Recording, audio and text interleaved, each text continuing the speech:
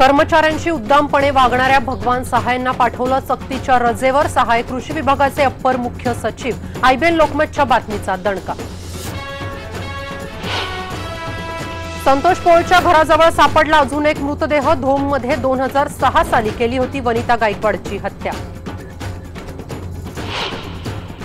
उस्मानाबादमध्ये रस्त्यावर पडलेल्या खड्ड्यांमुळे आईनं गमावलं आपलं बाळ. प्रसूती कळा सुरू झाल्यानं दवाखान्यात जात असताना घडला प्रसंग.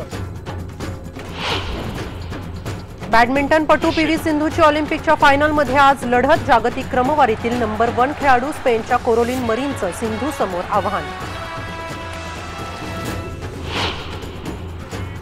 इथपर्यंत पोहोचण्यासाठी सिंधूनं केलेलं प्रचंड परिश्रम. कोच गोपीचंदनं सिंधूच्या यशाचं श्रेय दिलं तिच्या 12 वर्षांच्या कठोर मेहनतीला. गोल्डसाठी सिंधूवर अमिताभ सचिनसह देशभरातून शुभेच्छांचा वर्षाव. सिंधू गोल्ड मिळवणारच, भारतीयांचा विश्वास. भारताचा कुस्तीपटू नरसिंग यादवचं रिओ ऑलिम्पिकमध्ये खेळण्याचं स्वप्न भंगलं. वाडाकडून नरसिंग यादववर 4 वर्षांची बंदी.